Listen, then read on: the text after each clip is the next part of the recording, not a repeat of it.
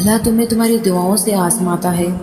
وہ تمہیں ہر اس چیز سے آزماتا ہے جو تمہاری دعاؤں کا حصہ ہوتی ہے، کیونکہ دعاؤں میں وہی رہتے ہیں جسے تمہیں بے پناہ محبت ہوتی ہے۔ تم سوچ رہے ہو کہ جب دعائیں معجزوں کے لیے بنائی گئی ہیں تو پھر اللہ انہیں تمہارے لیے آزمائش کیوں بنا دیتا ہے؟ وہ ایسا اسی لیے کرتا ہے کیونکہ دعائیں توکل کی دلیل ہوتی ہے۔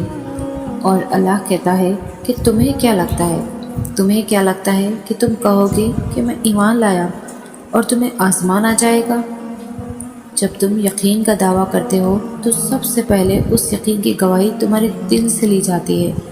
اسی لیے ہر اس شے کو تم سے دور کر دیا جاتا ہے جس کے بغیر تمہارا دل دھڑکنے کا تصور بھی نہیں کر سکتا۔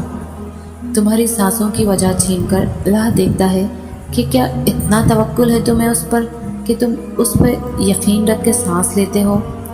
اور جب تم اس کی رضا کے لیے یہ بھی کر گزرتے ہو تو وہ تمہاری رضا کے لیے کن کی ہر حد سے گزر جاتا ہے۔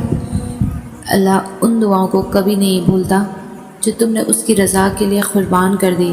اللہ کے لیے جو کھو دیا جائے وہ کبھی گم نہیں ہوتا، وہ پلٹ کر واپس ضرور آتا ہے، تمہاری ادھوری دعاؤں کی قبولیت بن کر، تمہارے در کا اجر بن کر، اللہ سے کی گئی تمہاری وفاؤں کا صلہ بن کر۔